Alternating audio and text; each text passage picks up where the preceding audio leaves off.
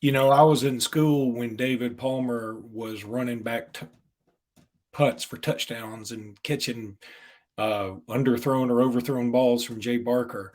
So when I say the deuce is loose, it means something to me. How would you feel if we had another deuce on Alabama's team here shortly? You are Locked On Bama, your daily podcast on the Alabama Crimson Tide. Part of the Locked On Podcast Network, your team every day.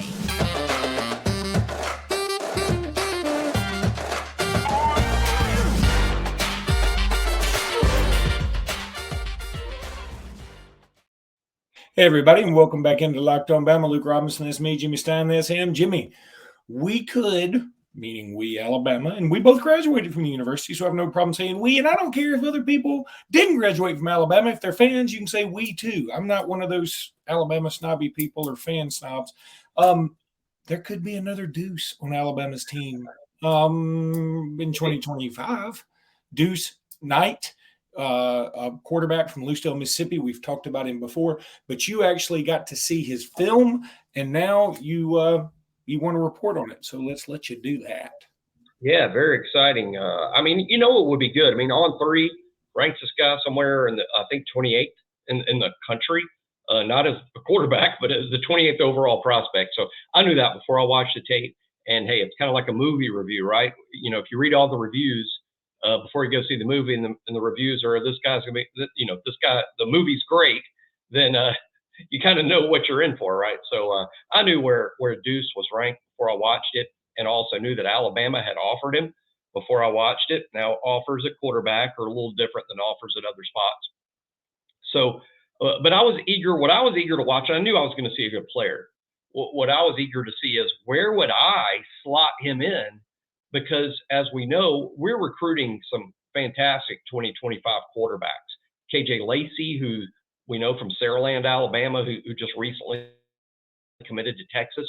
Alabama's still in on him. That could happen. George McIntyre, fantastic drop back quarterback from Brentwood Academy in Nashville. He's a guy that's still, potentially Alabama. He's going to visit Alabama twice before this month is out. Antoine Hill, Warner Robins, Georgia. Antoine Hill, great big, powerful, great big right arm. Reminds me a little bit. He's kind of a poor man's Anthony Richardson. He's another possibility in the 25 group. So I wanted to see where Deuce fit in my opinion, with those guys. And the answer is he fits in nicely. Beauty's in the eye of the beholder. I think if you ask 5 different coaches to rank those 4 kids, you're going to get, several different rankings. I don't think anyone's going to agree, hey, this guy's clearly 1, this guy's clearly 2. You're going to get a lot of subjective opinions there. But Deuce, his skill set does rival KJ Lacey's, George McIntyre's, Antoine Hill's. Different than all. That's the great thing about quarterbacks. They're not all the same. A lot of differences. But really, to describe Deuce, for those who haven't seen him, first of all, the thing that's going to jump off the page at you is he's a lefty, like Tua. I mean, he's a left-handed quarterback. Unlike Tua, he's a real tall guy. He's listed at 6'5". Looks very long on tape. Still hasn't filled out. Still kind of a wiry 6'5". I think they list him about 190. So he's tall and thin. Wiry is what I would call him. But man, what a skill set. I think his combination, first of all, we're looking at a 10th grade film. This is his 10th grade tape. I think his combination of height and athleticism and arm talent, he's national top 30, national top 40 for sure.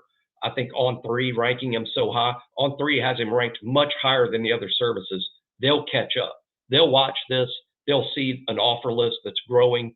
One certainty we have in recruiting right now, folks, is that Deuce Knight's going to become a big thing. On3 was just ahead of everyone else. And I think the other services are soon to have him ranked as highly as On3 does.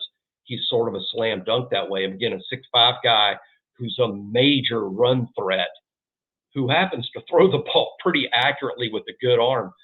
Everything's off platform with him, which is good and bad. It's good in the sense the modern quarterback, right? Mahomes, Jalen Hurts, Bryce Young, Josh Allen, guys that can make the plays when the play breaks down. That's when he's at his best. So that's impressive. What maybe, if we're going to nitpick, I mean, there's negatives on all of them, right? The nitpick would be, and I've been in rooms with quarterback coaches who've talked about this before, what you'd love to see for next level effectiveness is a 3-step drop, where on that third step, that ends the drop back and the pass is coming out.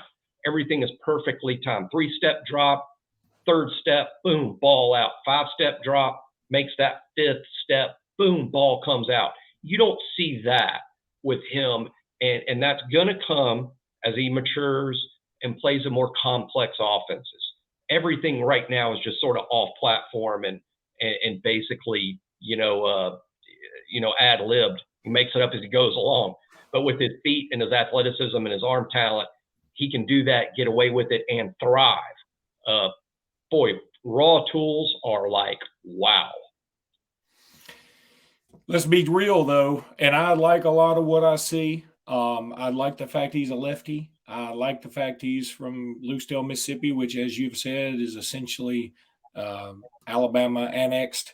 But he's so skinny, he makes Manute Bol look like Charles Atlas.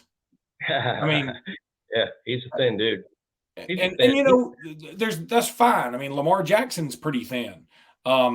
There's some thin quarterbacks out there, and if you're long and lanky, usually you can sling the ball pretty well. So, yeah. But I mean, I'm telling you, I know lanky. I've grown up lanky. I was fat as a kid, but I got lanky, and I think he's lanky. Now, I want him. Give me his commitment all day. I'm just saying we need to be real about this. He is a thin dude, and he's played in the SEC potentially. Yeah, he's built. He's built like. He doesn't play like him at all. The comp ends just right here at how he's built.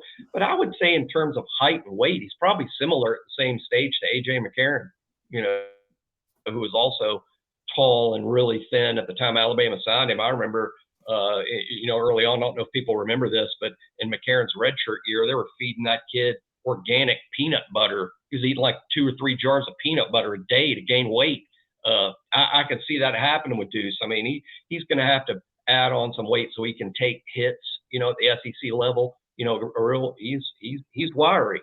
Also reminds me at QB Country, we had a kid a year ago at QB Country Mobile named Walter Taylor from Jackson, lefty, tall, wiry, a lot like him. And then the funny thing about, Walter, that looks a lot. Walter was 6'5", 190. And by the way, Walter signed with Vanderbilt and redshirted this past season.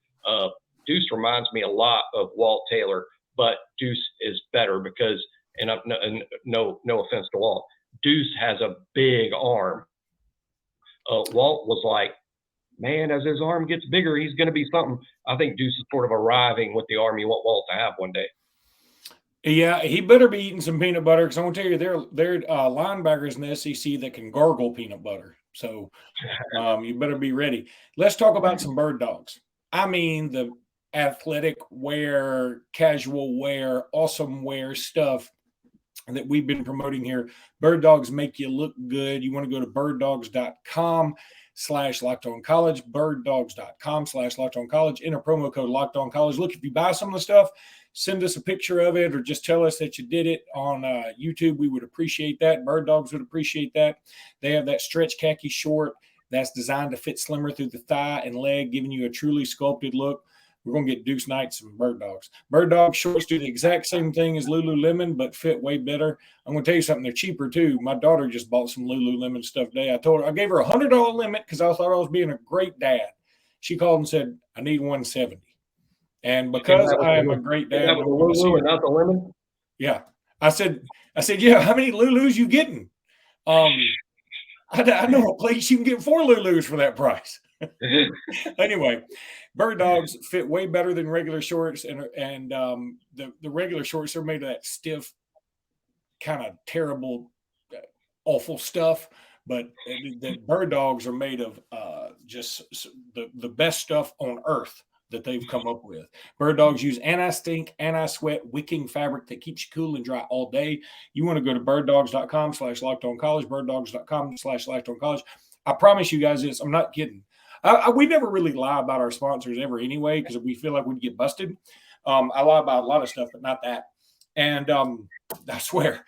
But Jimmy and I both got some Birddog stuff, and we wear it all the time. I'm not kidding you. My wife's like, "You're wearing those shorts a lot." I'm like, "Yeah," because I've told my wife it's my favorite pair of shorts I've ever had, and I'm not kidding. Yeah, I mean, they're my favorite shorts I've ever had.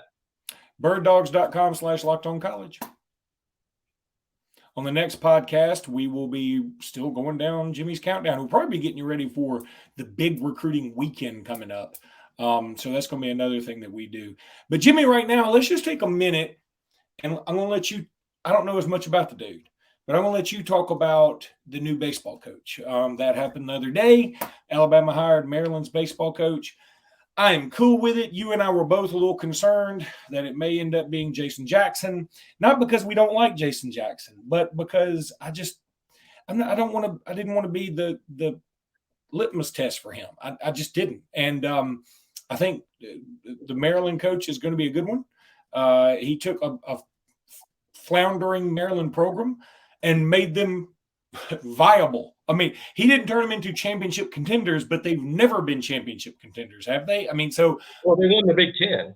They won the Big Ten. Well, what I'm saying is, he didn't. I guess now you're judged on do you get to Omaha or not? Right. They weren't. They haven't been to Omaha. So they haven't been.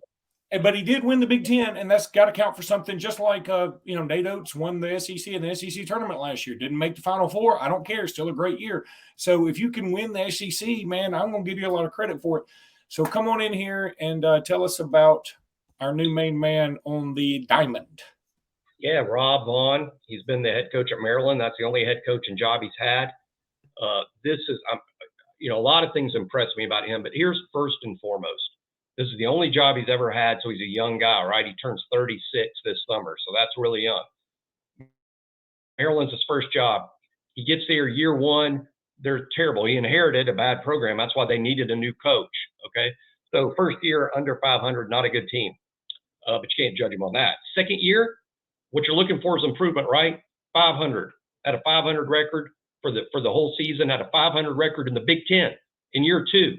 Really impressive stuff.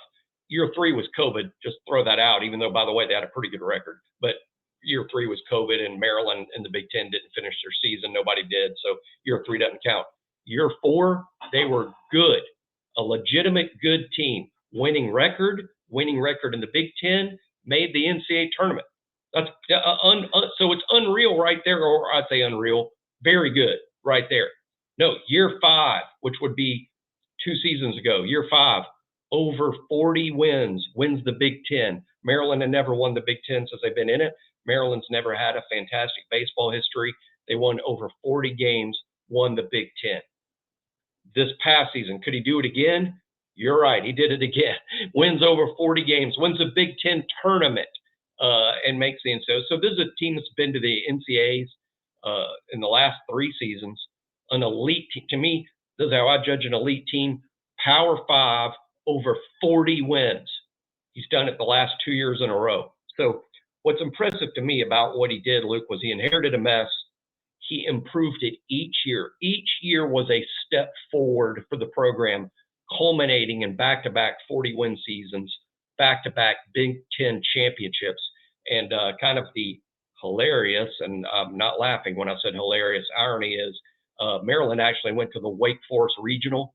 We had to go to Wake Forest for the Super Regional. They went to Wake Forest for the Regional, and they lost to Wake Forest 21-6. This sound about familiar? So let's not throw too many stones about the way this season ended, getting their butts handed to them by one of the great college baseball teams you'll ever see in Wake Forest. But I like this. The cherry on top was somehow Greg Byrne, who deserves a ton of credit for this, has somehow taught Jason Jackson into staying and taught Rob Vaughn into hiring him, which isn't normal in when you hire a big-time coach. They want to hire their own staff. But Greg Byrne went in and was like, we'd like to hire Jason Jackson, and he watched the job Jason Jackson did under these circumstances at Alabama. The home run here is that Jason Jackson is staying to be the associate head coach and pitching coach for Rob Vaughn. So we get the best of both worlds. We get to keep Jason Jackson, who will probably help us keep our young kids from getting in the portal. Hey, when you bring in a new coach, sometimes your young talent's like, I don't know this guy. I'd rather go play for somebody I know who recruited me before. I don't even know this guy. But now you got Jason Jackson staying. So talents, because we have some big-time young talent. Colby Shelton's the all-time home run leading. He had more home runs as a freshman than any player in Alabama baseball history. Hopefully you get Colby to stay.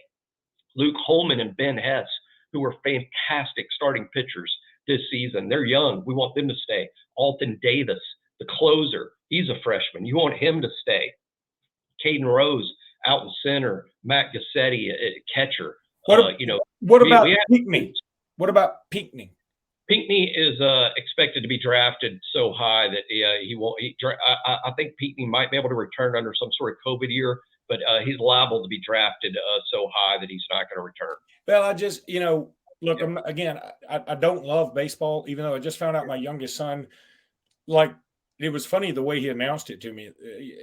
My youngest son's got a lot of wherewithal about him, and he's like, Dad, we need something more that we have in common. And you love sport.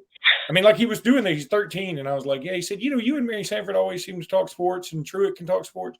And he said, so I think I'm going to love baseball. And I said, okay, have you ever played? No, I've never played. And I said, okay. And so we just started going over baseball stuff. Neither one of us know it. So I said, we can learn it together. So anyway, I hate to be so ignorant about it, but okay. Yeah, I kind of figured he'd be drafted. That kid got a cannon on him and he belted an unbelievable home run the other day against Wake Forest. But yeah, I like the hire. And I think it's, look, you're coming into a meat grinder in the SEC. If we think football's tough, we think basketball's tough, think softball's tough, baseball might be the toughest of them all. So pretty incredible. All right, Jimmy, let's take a break. When we come back, we're going to talk about Devonta Smith. No, not that one, on your countdown. And we're back. Devonta Smith is good, and he's cursed with a name that means he has a lot to live up to, but that people are already like, okay, if I look at every recruit coming in as I'm going to start them off at a C+ and let them earn their way up or down. He starts off at a B+ without ever seeing him because we're like, I love his name. If we had a player at one time, Anthony Bear Bryant, he comes in at a B+. He also had calves that were bigger than my house.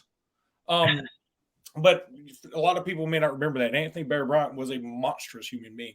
But Devonta Smith hasn't made a move yet.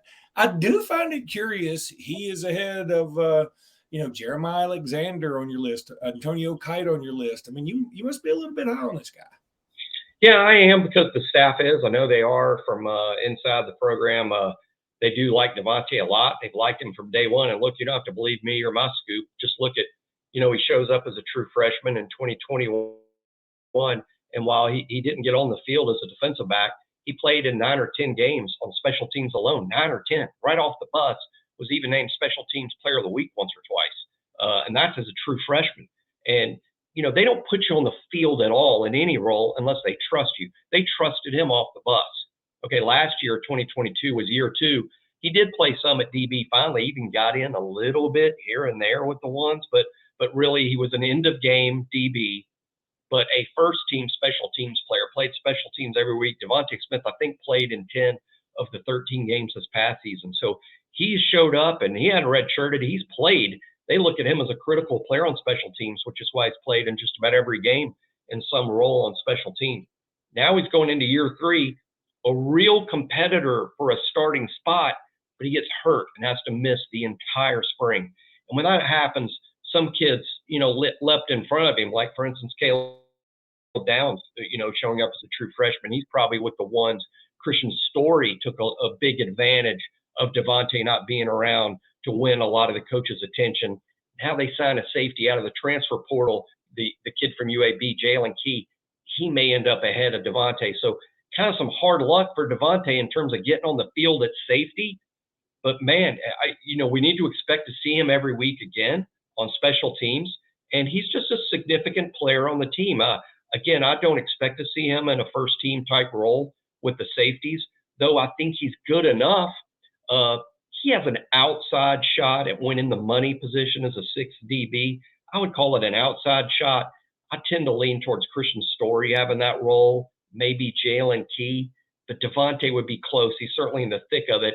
And as more safeties cycle out next year, he'd have a real shot. But boy, we're at that sweet spot position of the rankings, Luke, where, again, every kid we're talking about now probably isn't a first-team guy, but is a candidate to have that label of, hey, who's the best player on the team who doesn't play? Devonta is a major threat to be that guy. A real good player. The coaches trust him. The coaches like him.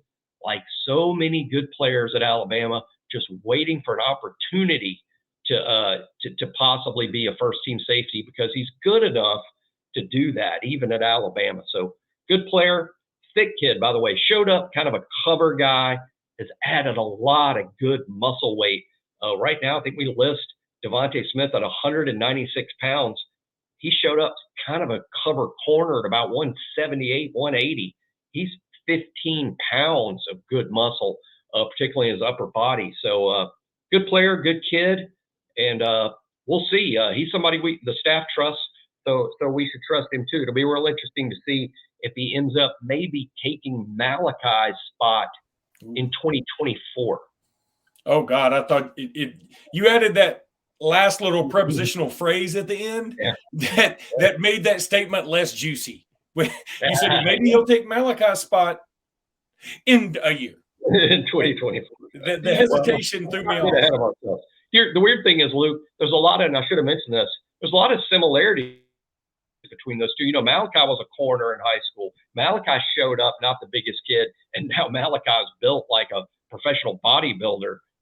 They're about the same size and about the same feet. I mean, they're very similar physically, corners that became safeties at the SEC level. All right, buddy. That's going to do it for today's pod. We'll be back tomorrow, or probably, with another podcast and with a countdown. Jimmy's schedule is a little funky this week, but we will have something fluid, like recruiting. It's fluid like recruiting. It is fluid like recruiting.